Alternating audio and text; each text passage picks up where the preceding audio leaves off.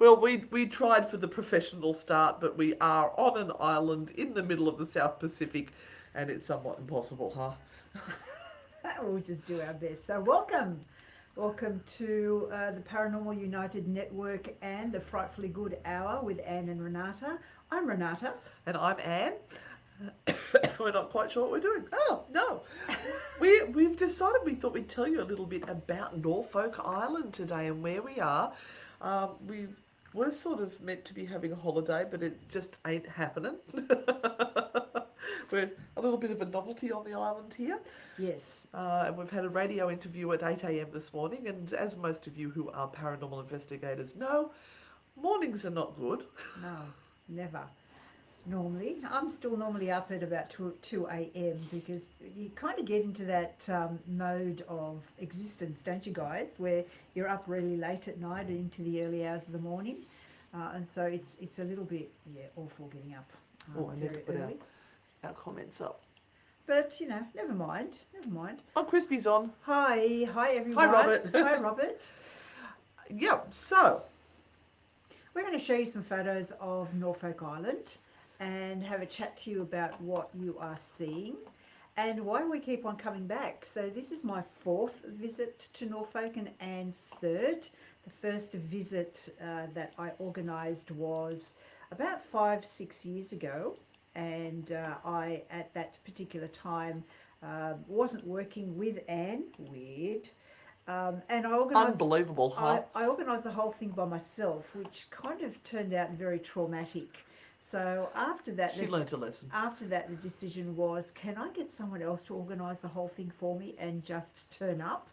And so that's what we sort of did from that point on. Okay, so that still hasn't opened up properly. Let me go back over onto that page. Why is that not showing? All right, I think what I have to do, just keep talking. Tell me about the history of the island while I Yeah, work this so out. bear with us for a while, guys, because We're not on our normal computer and we don't yeah, have our normal setup, and it's all a little bit difficult. So what I'm going to do is just remove that one, and I'm going to now go to share screen, and we want that one. So hopefully it's not just going to be one image at a time. So Renata, what is this one we've got here? Um, so just a little bit of history first. Oh, So okay. the island was settled by the British in 1788, and just 5 weeks after First Fleet arrived in Sydney, which is actually quite astounding because Norfolk Island is a long way away from the coast of Australia, and it is off the east coast of Australia, and it is kind of midway. If you look at the map, it's this tiny little dot in the middle of the South Pacific, and it is around the same distance to New Zealand as it is from the east coast of Australia. It was chosen for settlement by Captain Cook because this island has a mass of Norfolk pines. And when they looked at the Norfolk pines, they are dead straight and very, very tall. And they thought that they would make perfect timbers to cut for sailing masts. But what they discovered when they cut the pines was that it was the timber was too soft. It would bend, which is great for sitting on an island that sees high winds and seas and different temperatures and weather and everything. Not so good for the masts of ships. So the next idea was to actually try and grow vegetables on the island here because the east coast of Australia and where they initially settled, which is around the Sydney area, wasn't terribly good for farming any vegetables whatsoever.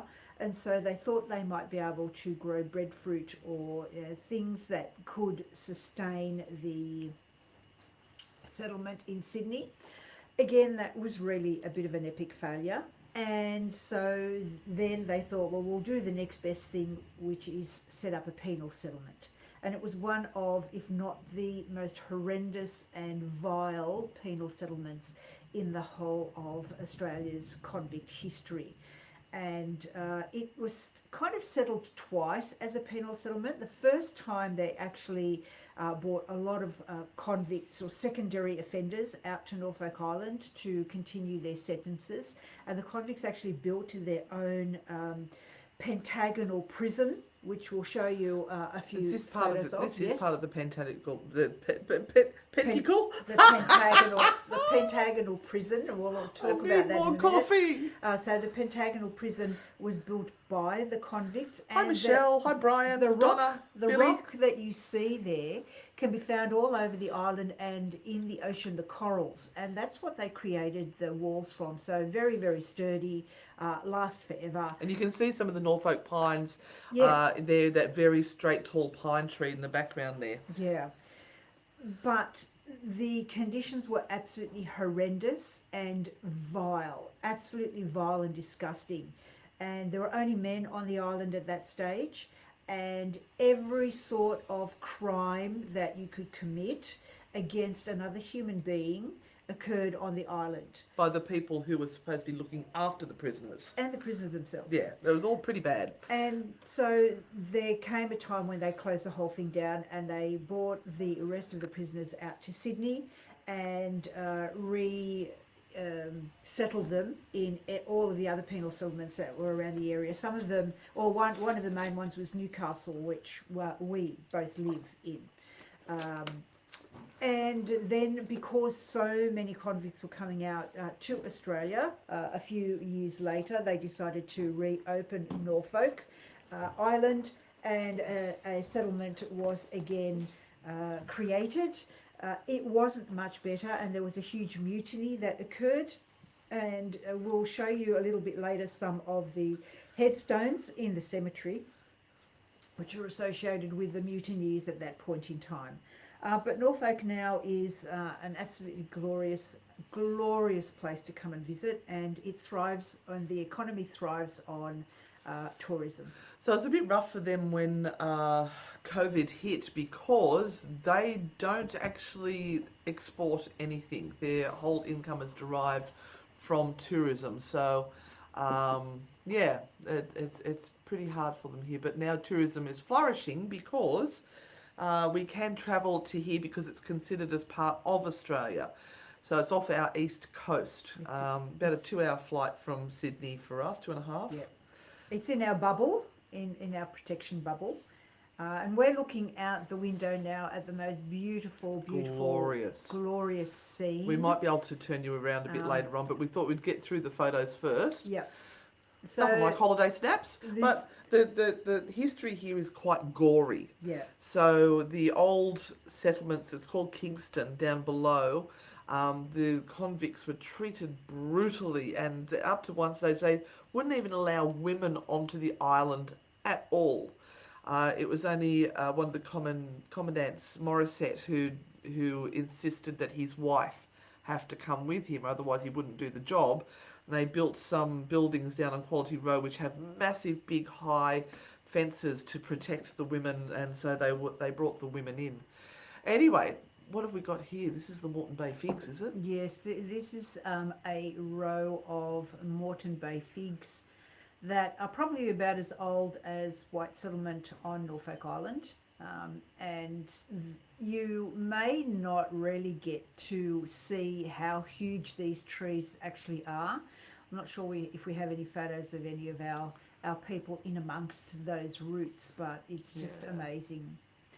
This is one of the photos that Anne took on this tour, where we are all at the cemetery, exploring the beautiful cemetery that is here. It's windswept and interesting, if we could use the words of Billy Connolly. Very windswept and interesting. It sits across from the pounding waves of the ocean, and it's really, really so interesting because a lot of the old headstones have a history on them of who is buried on that particular site, and it's really, really intriguing. Can I just ask if we can do a quick check? Can you hear us okay?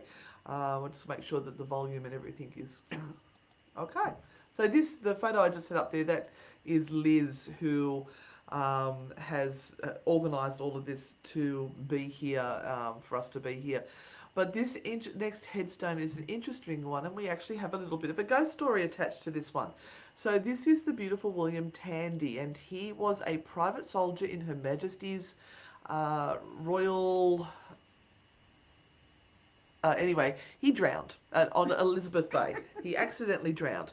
And my dear friend Simeon, one of the times, the very first time we came, he was out on the beach and he was just having a bit of a swim and a sunbake.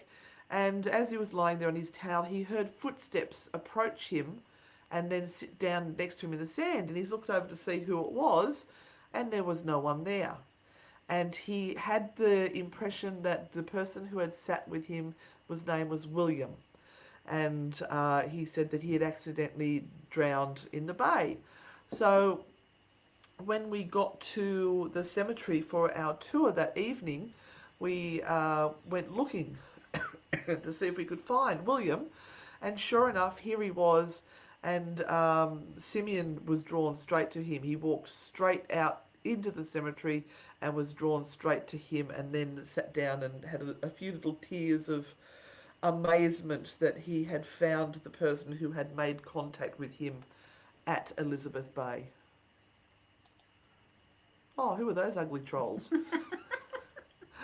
But you can see the glorious rough coastline that is Norfolk Island, and ships would have wrecked on some of those for sure. Oh, there's some lovely, lovely people. So this is the side that you can see the sunset on, and it's the rough side of Norfolk Island. And when Captain Cook came past, he actually tried to find a space on that side where he could cast his anchor, and people could then use boats to come up onto the island. And he really didn't have much luck there until he came around the other side, and he found that there was a much more pleasant and safe entrance on the other side of the island. Look, the island isn't very big. How long does it take to go around the whole island? Maybe an hour, if that. Yeah. To travel around the island. So it's not. There are points where you can actually stand and see one side of the island and the other side of the island if you sort of turn around. So it's not huge. But the people that live here are descendants from the original peoples that were here, and that is very much associated with the story of the Mutiny on the Bounty, and which has been turned into a movie and a whole lot of other stuff that you can see. But the people that are here, the people who are the descendants of those first settlers, are a mixture of English white settlers who landed on the Tahitian, or in Tahiti, and they kind of got together with some of the Tahitian locals or natives, and then they ended up on Pitcairn Island, which is a little bit further away, trying to get away from Tahiti. And that's where they burnt the Bounty, the ship for the Mutiny on the Bounty. Mm-hmm. And then they came to Norfolk Island, which was a larger island, and they have been here ever since. So there are a selection of families that are the main sort of descendants. And so if you go to the cemetery, you'll see a lot of descendants of Fletcher Christian, and Christian is a very, very popular and well-known surname. So are the McCoys, and our lovely hostess Liz. She's the real McCoy. Is one of the real McCoys. And the Buffetts are another really important and well-known name. So there are 5 or 6 major family names that you'll see all over the place. Now we have a question, so I'm not going to take us out of this. It will be a nightmare to get back into it again. But John wants to know, why would a spirit get attached to a human?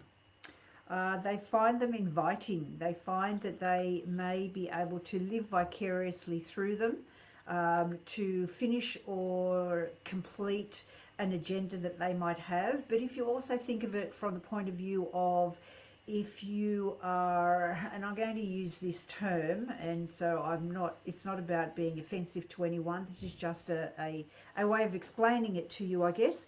If you love to party and are a bit of an alcoholic and love to drink and drink constantly, and you go to bars and places that may well have a little bit of an infestation with spirits that kind of love or loved that in their life, they may see you as a great host and think, oh, well, he continues or she continues to do all the things that I love to do. I might attach myself for a little while to that person to see if I can connect with all the stuff that I did when I was alive and continue to enjoy that sort of lifestyle.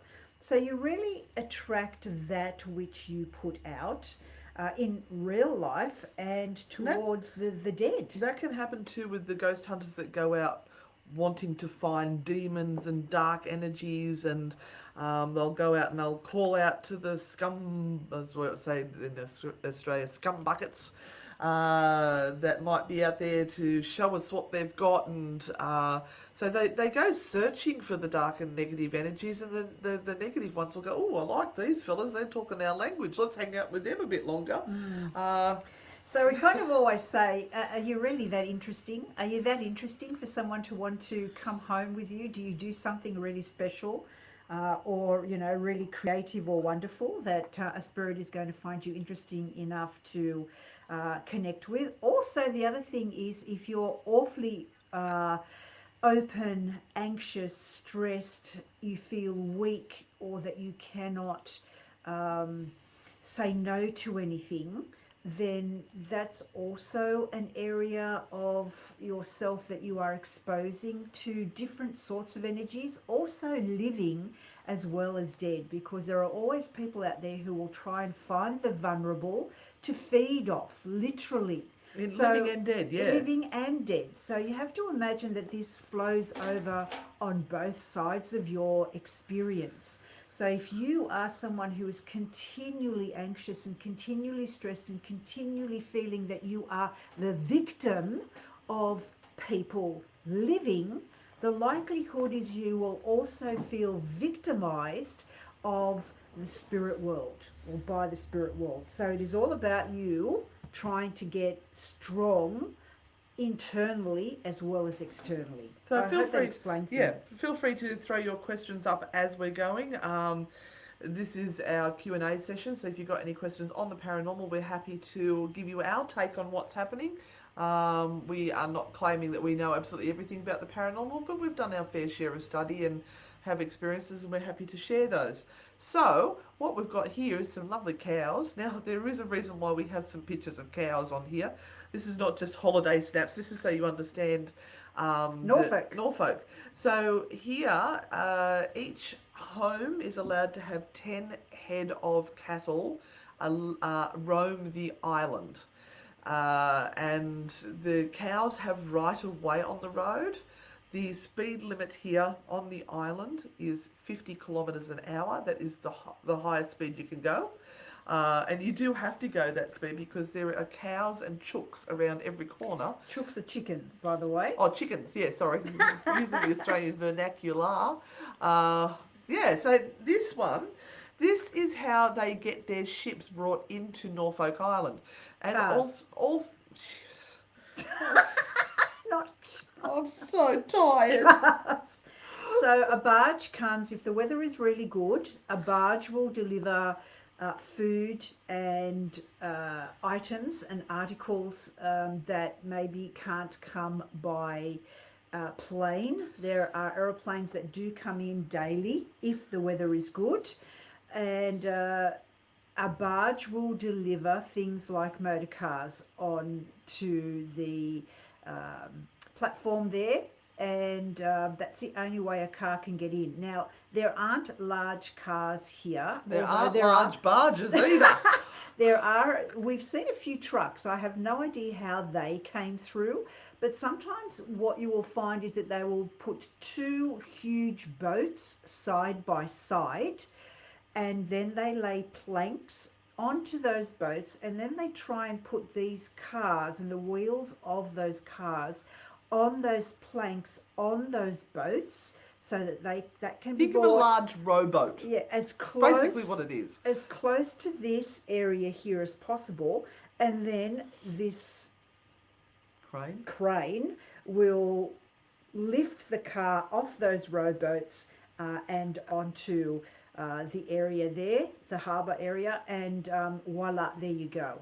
But there have been many times when the seas haven't been as gentle as they possibly could have been, and things have gone over the side. Yep. So Apparently there's a poker machine somewhere at the bottom of the ocean over here. Yeah, there is a great story where they tried to bring gaming machines or poker machines onto the island for the club that was here, and the locals really didn't like that idea. So whether it was an accident or whether it was specifically done, let's say by the time they got the gaming machine onto the rowboats and were rowing it back to the shore, it oopsied and went overboard. So there is a poker machine somewhere down there in the South Pacific that never made the island. Also, if I haven't answered your question, please just repost it because, as we were saying, we've got a few issues with the internet here. And could you just share this live feed? Oh, that would be awesome, people, because, if you could share it. Yeah, we hope it's interesting. So here we are in the cemetery again, looking at some of these headstones which have now been restored by the locals. Now, the locals here all have to wear many hats.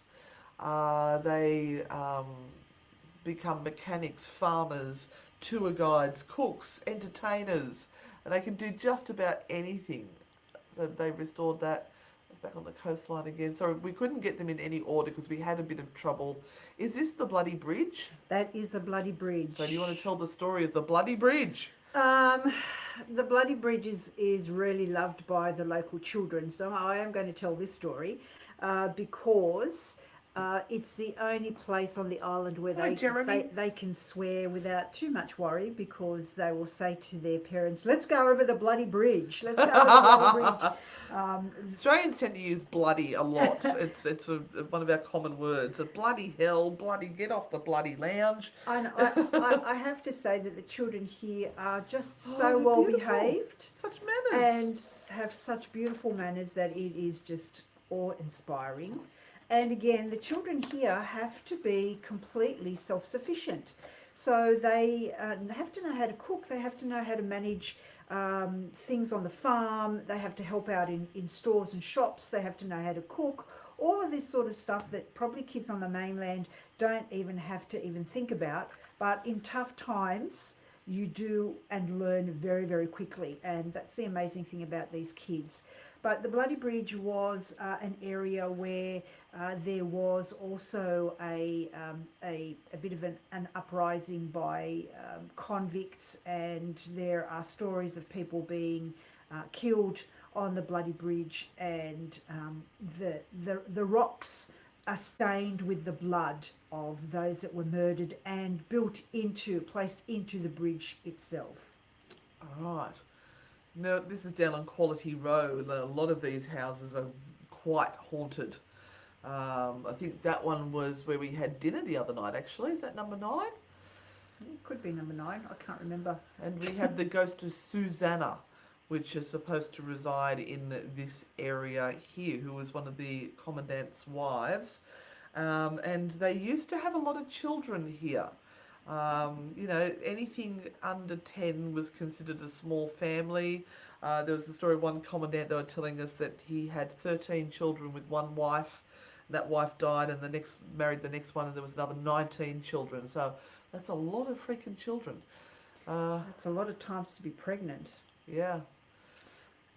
These are some of the headstones that feature in the second settlement part of the cemetery, and one of the things I love most to do when I am here on Norfolk Island, and as I said, this is my 4th trip, is to go out to the cemetery and check out the headstones. And they look as if they were placed only a few years ago, and yet the oldest headstone that is there goes back to 1796, I believe, 1796. Which, compared to the history of England and Europe, is nothing. Even with America, our white European settlement history is not very old.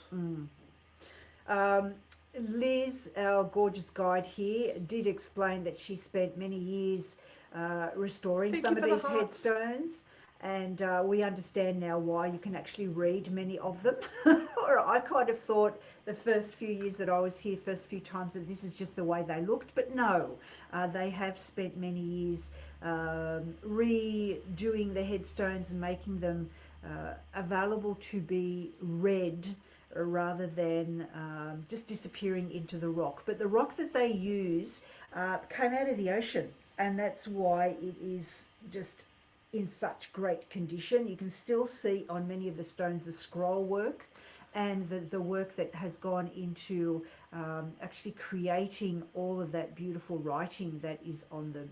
But even if you look at that one there, you have Private Thompson, who was in the Foot Regiment, and he died in 1848, aged 44. And there is a psalm that's written there to him.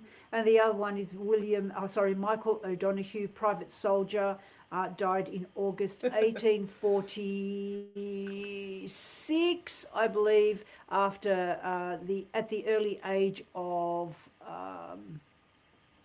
I can't read it from here, 33, I think. I can't see it. Sorry. Yep. So I've just realised that I'm only seeing the ones from the Paranormal United Network. So you've got the Frightfully Good ones up. So you keep an eye on the comments there, and I'll keep an eye on the comments here. I'll go back onto the Paranormal United Network. So Kerry Bender has asked a question: do you feel sick there around the place? No, absolutely not. Can I just say yes? But it's only because we have eaten so much food. They keep feeding us, and every meal is like a 3-course meal, and we are fit to explode, but not from the energies here, no. Yeah. The locals will say to you, you will never starve on Norfolk Island. Much of the food is grown here. Of course, the cows that you saw, the cattle that you saw Hi, roaming, Jennifer. Hi, Scott. actually make the most delicious meat, steaks and sausages and things. Oh, that's terrible. Because the cows are so not stressed. Because the cows just wander the whole time and they eat whatever they want. It's lush green food. It's organic, as organic as you can get it. And so people here will share in bad times. Yeah. And again, like I said before, any food that comes in is either grown here or must come in via the aeroplanes that land and the barges that come in. And if the weather is bad, they may not have a delivery for a week or two. So they have to make do with what they get, and they're really cluey with making jams and conserves. They freeze everything that they can, and they make things work. Now, what we have up at the moment here is actually a picture of an area of the Pentagonal Jail that was created by the prisoners that were here. And if you look along the line, you will see 1, 2, 3 larger sort of areas of stone on the left-hand side of your photo here. And they will show you the width of the jail cells. So that is the width of a jail cell. So it's really like the length of here to here on your arm, or maybe more. And the depth of them would be probably about the height of an average male. I know, an average male today, not back then. They were shorter. Yeah. So I was going to say a short male for the 1800s. And Liz was saying that there were times when they had 3 people in those cells. So they would have had it. Oh, so I see what you're saying. The width of the cell across there, yes, right? Okay. Yeah. Also the width of the walls. So they would have had 3 people in there at times. Wow. You wouldn't be able to lie down. You would be able to sort of just prop yourself up in a corner, I'd say. And there were times when they had over 900 people in that area. So the Pentagonal prison had a circular centre and then 5 areas running off it, so that the prison guards could sit in the middle, and at any given point in time, they could turn and see what was happening in the arms, the 5 arms that were leading off it, and making sure that everything was fine. And that's so that there was only a certain small amount of military there to watch over all the prisoners that were there. So this is Elizabeth Bay, is it? Or Emily is it Bay. Emily Bay, sorry. And they actually showed us a picture yesterday. Somebody had lost their wedding ring. This is bizarre. Oh, The yes. wedding ring had fallen off in the swimming bay. And they tried to find it, couldn't find it. Anyway, somebody took a photo yesterday of a group of mullet fish that was swimming past. One of the mullet has a gold ring around its head. It must have fallen off over the fish and has gone just behind its gills. So it's swimming around with a gold wedding band on its head. But there's also been years between the first incident and the second incident. So it's not as though the ring Oh no, fell that into was the water. the other thing. Yeah. There was something else that they lost as well, necklaces or things. I thought the ring was fairly recent. Oh, I don't think so. I think there's a little while between that as well. It's not as though it was like yesterday and today. How would the fish I have don't no live idea. that long? I don't know. Let's not I talk don't about know. the science of the possibility, but I we saw don't the know. photo with the fish. They've got turtles that swim in this bay. There have been many drownings in this bay because what would happen is that in the 1800s they'd be dressed in full military uniform and be going out in rowboats to get out to the ships because this is one of the safest bays to go from. And they'd upset the boats and fall overboard because they're all covered in their regalia and most of them didn't know how to swim. They'd just sink, go to the bottom like stones. But this is where my friend Simeon met William Tandy, the ghost of William Tandy, and had that interaction. And that blue sky that you see is a day or two ago. So the weather here has been all different weathers all in one day, but we do have beautiful blue four skies. seasons in one day. And this is the convict area, so you can see the very rocky shores there.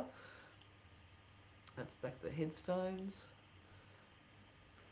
Just a nighttime shot of where Hi Holly, I can see you now. Where ghost tours happen on the island. So there is a ghost tour that does happen here, and anyone who wants to come on the ghost tour can come and listen to Thanks for sharing the page, guys. The history of the feed, I mean. The penal settlement, and there are many of the locals. Thanks, Jennifer, for the stars and sharing.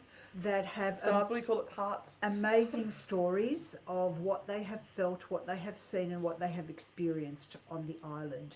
And a lot of, if you think about the fact that a lot of the locals here are very skeptical, they're hardworking, very real, very grounded people, and there is really no need for them to think about ghostly activity or paranormal activity. It's the last thing on their mind. I mean, a lot of them just live with it. I don't think they'd even know that's going on around because it's part of normality.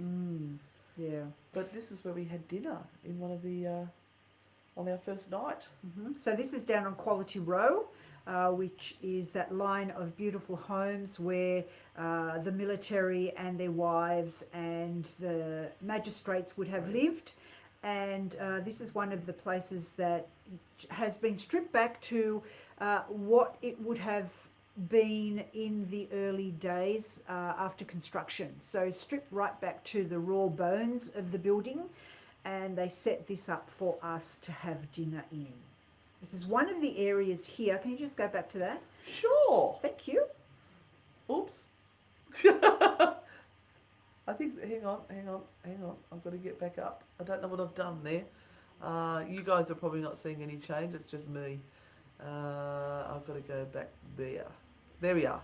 So this is one of the areas here where we had a lot of activity the night that we were there.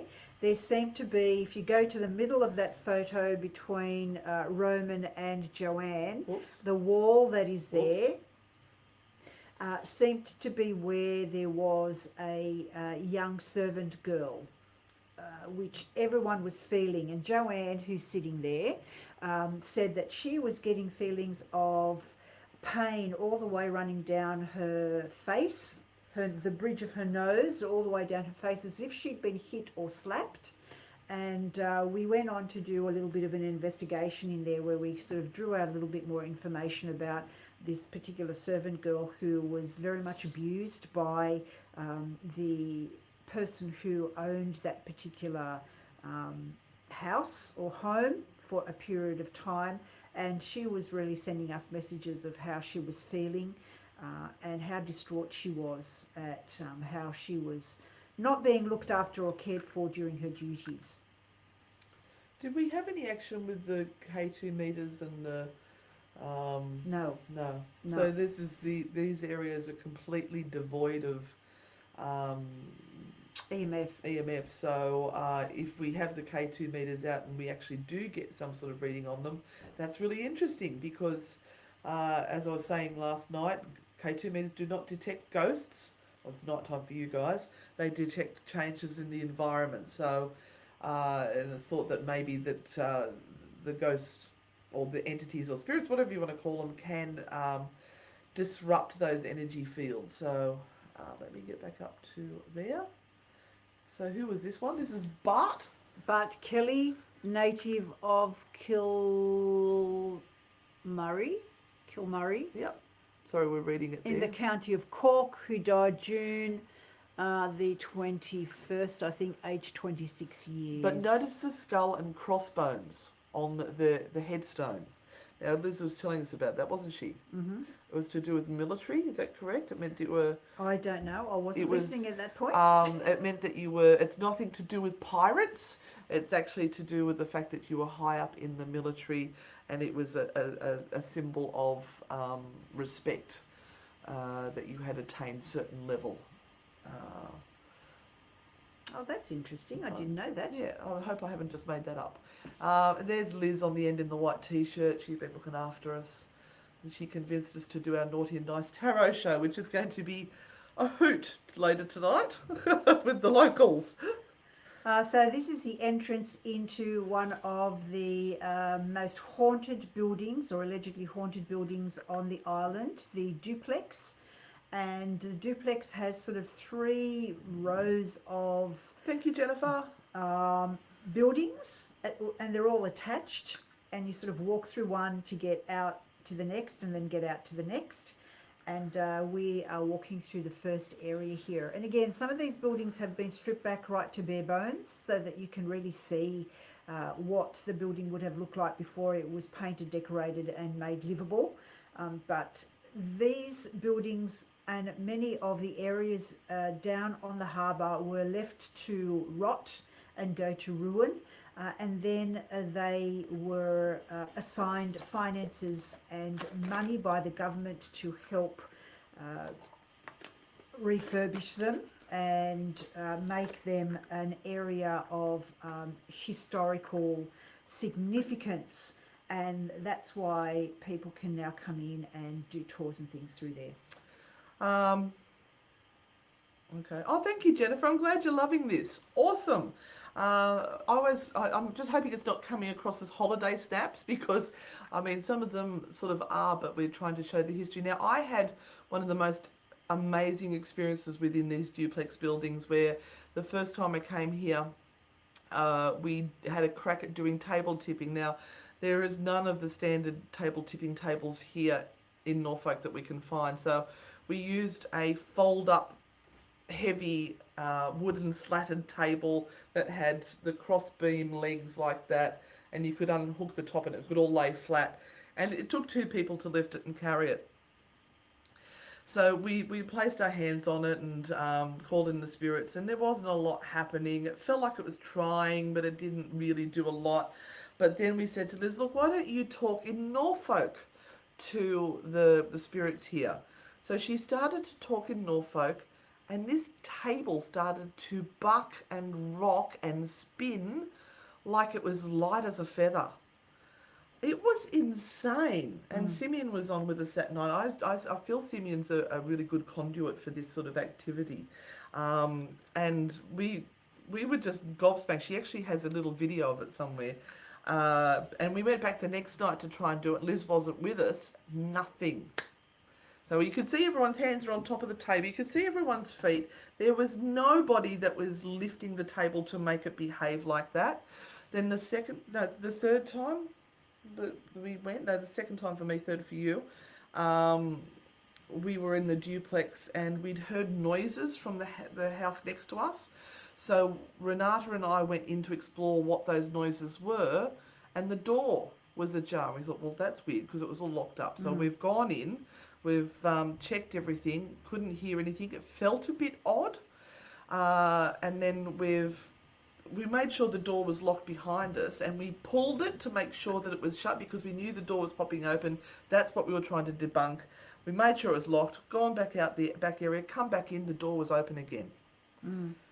But there were also items that we'd left on the floor as trigger Oh, objects. yes, that was in the... They had also been moved.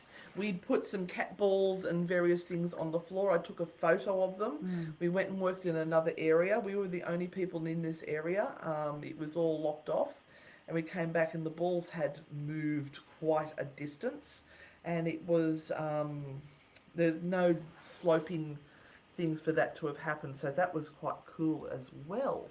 So when Anne was saying about talking Norfolk, they do have their own personal language here that has been used by the locals ever since the original inhabitants came to live on the island. Hey, and Carol, it is a thanks for mixture of the English language and Tahitian and anything else you can throw in. And it kind of sounds like an abbreviated form of English sometimes. And if you listen really closely, you can kind of understand it. You can understand it. But for example... It's like pidgin English. Yeah, we know one word, which is wataway. Wataway. Which is good morning and how are you. But there are lots of different gorgeous little sayings. And a lot of the locals, when they're speaking to each other, actually do use... a few words here and Norfolk, there. Yeah. So this is one of the houses on Quality Row. So this is the entrance to one of the main entrances to the pentagonal prison. I like to call it the pentagonal. If you kind of have a look at the stonework, it's actually quite incredible, and it would have taken forever to create these. They did have lime pits in one area around the Emily Bay area. They had lime pits, so they would take coral and shells and anything that they could.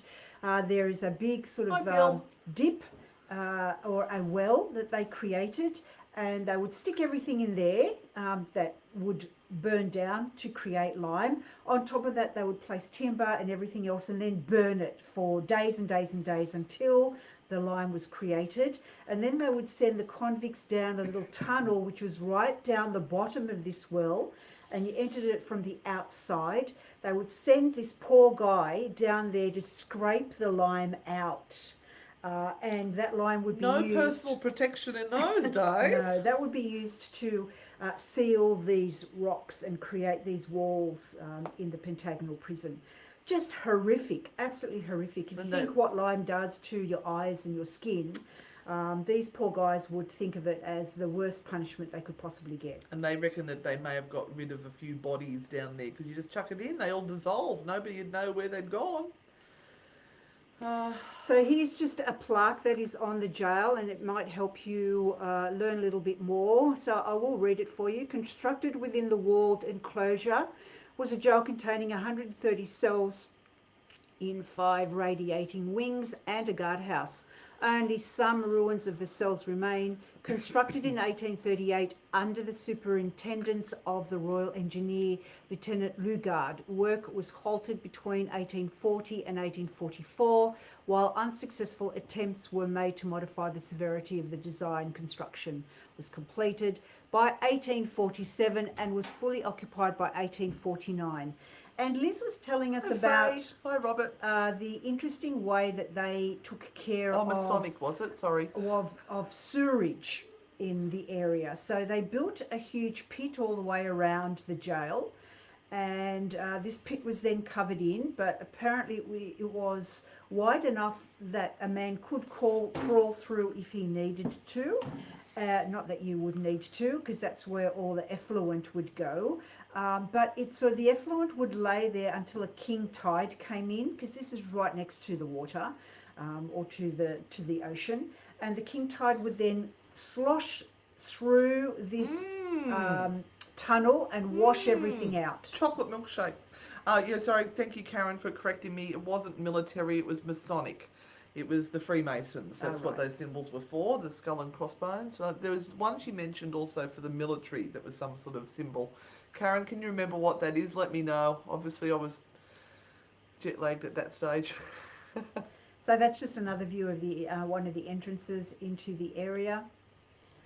Oh, yeah, we are on an island. We are in the tropics. And one of our beautiful, lovely people who came out on a tour with us one night, when she left her room, it was perfectly clean and lovely. And when she came back 2 hours later, there was an infestation of bugs on the floor. Yeah, and spiders. A spider nest had hatched somewhere and had decided to enter her room of all rooms, and she had them right from the bathroom out to the front door.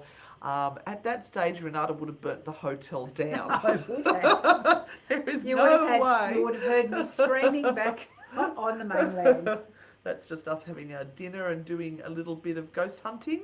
But isn't it a great atmosphere? Yeah, It was it's just awesome. so awesome to be there. And I think we're back to Yeah, the back start. to the figs. Yep. Yeah. So that was just a little taste of what we've been doing. So I'm just going to try and get back over here now to our live feed. Remove, and we're back. Thank you for joining us for our holiday snaps. Oh, Jules, you're there as well. So I couldn't see all this feed that was coming in here. So there's actually like 26 people on. Awesome. Awesome. Do you have any questions about the island or anything that we've sort of encountered? Because we've got a few minutes left and we'd love to answer your questions. There goes the idea of having a chocolate milkshake this afternoon. Yeah, Sydney, I can't do spiders either. They just, yeah. There's a funny video of us on TikTok with giant huntsman spiders. We like to breed them big here in Australia. Oh, Margie, you're one of us. Yeah, demons are nothing compared to spiders. I agree, Bill. I totally agree on that one. So, at this stage, we've got no more questions there. What we're going to do is we are going to head over to the second part of our show, which is readings time. We've got about 10 minutes. Yeah. That's okay. We can do 10 minutes of readings. All right. Now, I have to tell you, Sorry. not reading that card, next week we are moving back an hour. We will, sorry, my asthma's playing up. We will be on the 8 p.m. time slot instead of the 7 p.m. Eastern time slot. So we are very grateful for that, because in Australia it's a bit early in the morning for us investigators. And in where we are normally it's 9 a.m. So for us it'll be moving back to 10 a.m. Australian Eastern Standard Time. And for America Eastern Coast it will be 8 p.m. So make sure you join us next week when we're back on the mainland. But who has a question? Oh, you want a sexy card reading? I love it. A sexy card. All right, I'll give you a naughty card. How's that? Oh, Sydney, I'm speaking to the spirits. They're going to give me your answer. Yeah, you do realise Renata is a talented one and I make it up. Okay. The spirits have spoken. Oh, you need to be love for Narkle's sake. In other words, you've got to lead the way. Show people how you want to be treated and treat them that way yourself. If you be what you want to be and demonstrate it to other people, you will get the treatment you so much crave and deserve. Love, naughty spirit. And yes, my glasses are fogging up. It is humid. It is humid. And my glasses are fogged. Have you ladies encountered much in the way of Masonic energies before, including Norfolk Masons? My ancestors find it fascinating. Not particularly specifically the Masonics. I have to say that many years ago, probably about 7 or 8 years ago, we did an investigation in an old Masonic lodge in Newcastle.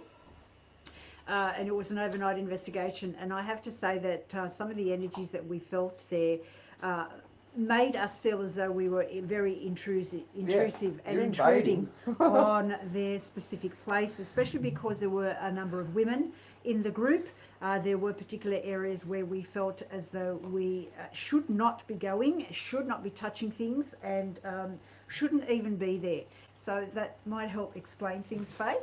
Jennifer would like a card, please, and thank you so much for sending all those love hearts. If you can throw some love hearts through now, Facebook or wherever you're on, or whatever it is that you're watching on, send something through like that, because that means the algorithm likes you if you're getting love hearts. The thumbs up are good, but they love the love hearts. Okay, Jennifer, you have the judgment card here, which I'm going to put up here.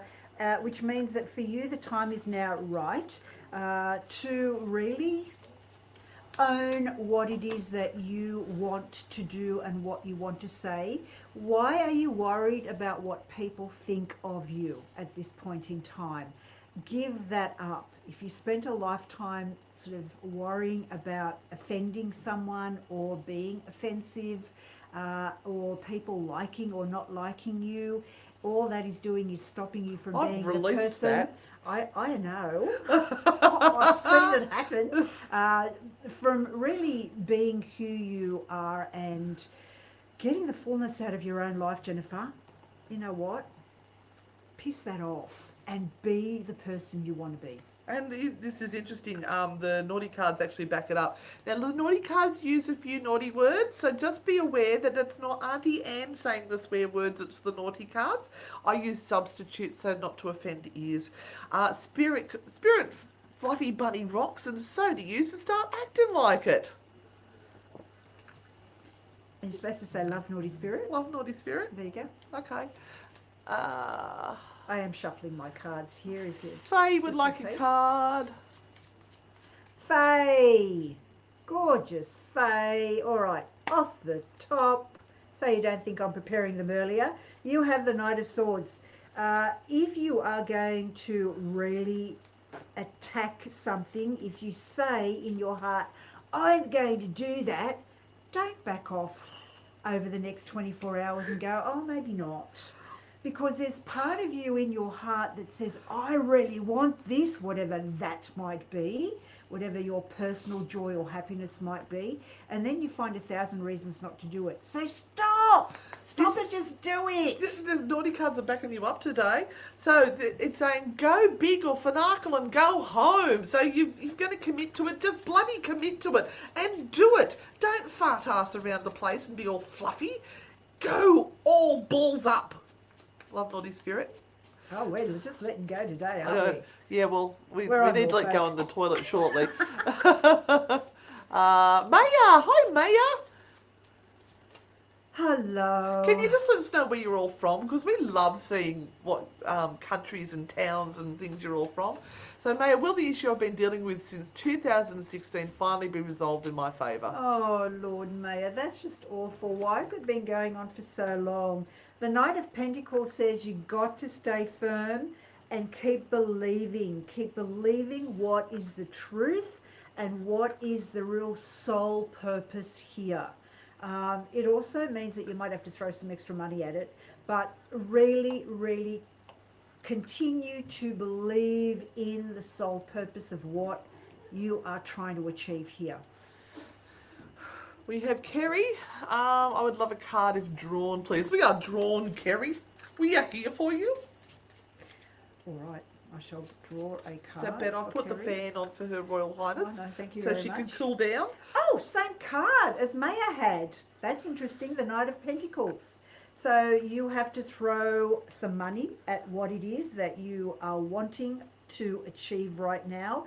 But this is about the sturdiness, the commitment, the no matter what freaking the world throws at me, I'm still going to be here and I'm still going to be forging ahead and I'm still going to be doing it. Because you know what? Everyone else can go and I am still going to make it happen. You That's what we need to keep doing, no matter what. You should see our setup here. We've got the computer sitting on a garbage bin with the camera up the. It's hilarious. I miss my studio. Oh, Holly, I love your accents. What accent? Do you have an I accent? don't have an accent. I don't have what an are you accent. talking about, Holly? Bloody hell, I don't have an accent. Jesus Christ. Don't you love the Australians? Lynn Pearson. Where are you, Lynn? Can I have a... Oh, I just lost you. There we are. Can I have a card, please? Okay, Lynn Pearson, this is coming your way again off the top. Or when we have the Queen of Pentacles, lots of money and financial abundance cards coming out today. So Lynn and all of these ladies asking questions about how they can feel more abundant, more in control, more engaged in what life is bringing their way. And this Queen of Pentacles is the queen of all of that, Lynn. So it is about engaging with the environment and in the processes that are around you right now and weaving them around so that you can gain the most out of it. So it is not about being the victim of circumstances. It is about creating the circumstances that suit you the best. We won't get to everybody's questions, and the Facebook feed keeps jumping and I lose people. So we are up to Bill Davis. Hello, Bill. Hi, Bill. Card for you. Card for Bill, please. So He's from Florida. Here we go. We have the Queen of Cups. Interesting how these cards are falling out today. So the Queen of Cups manages her emotions. So you might have to be dealing, Bill, at the moment with many people who are going through crises or emotional periods where you have to sort of be the person who sees through all of this and continues to be grounded and continues to say to people, look, I know this is how you feel, but there are reasons and ways to get around this. There are ways of handling this, and if you go in for the attack from the emotional point of view, you're never going to get anywhere. So you have to be that compass of security and steadiness for all of these people. Lucky you, Bill. And I drew a naughty card for you as well. So you need to get out of your own finagling way, your own biggest enemy. Maybe your mouth might just say words sometimes that they may cause more issues, and it's actually taken not the way you meant it to. So choose your words wisely. Love, naughty spirit. Oh, Kentucky, USA. Morton Bay, Queensland.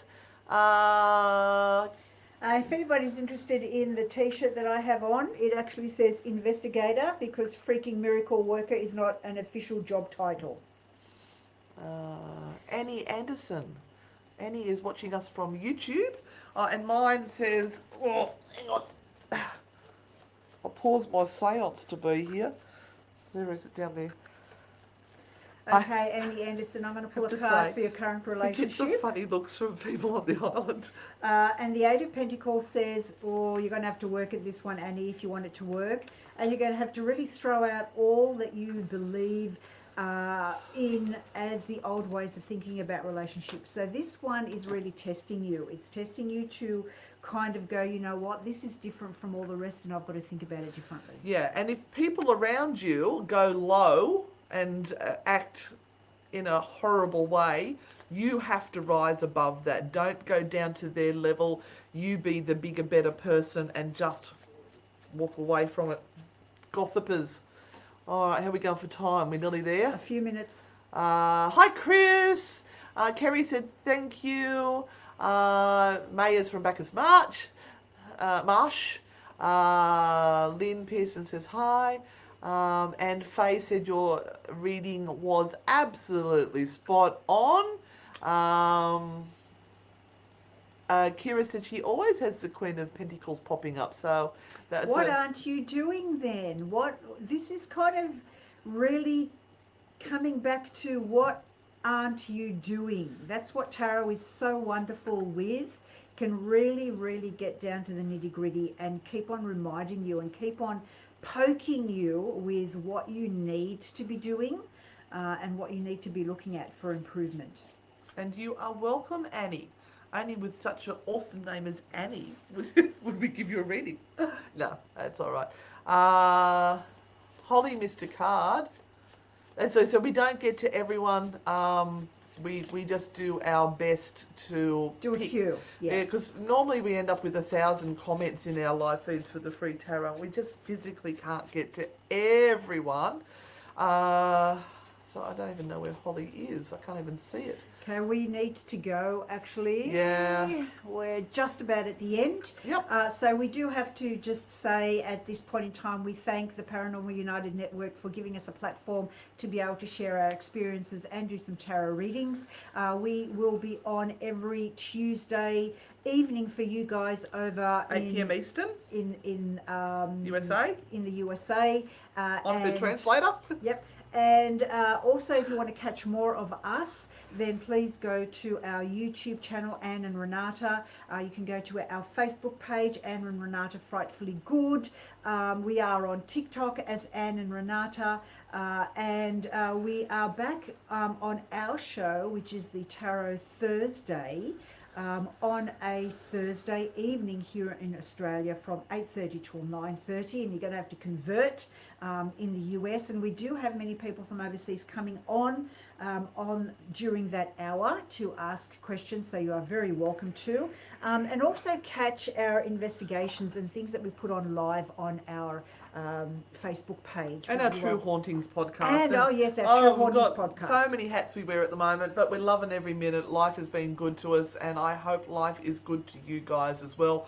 Always look for the little sparkling gems in a shitty day, because you will find there are some sparkly bits, but don't give your energy to the bad bits, give it to the good bits. And sometimes you have to dig through really big pieces of poop to find them. Yep. And but they're there. Just wash your hands afterwards, it's fine. Anyway, love yous all, thanks for joining us, and we'll see you all on the dark side. Bye. Bye.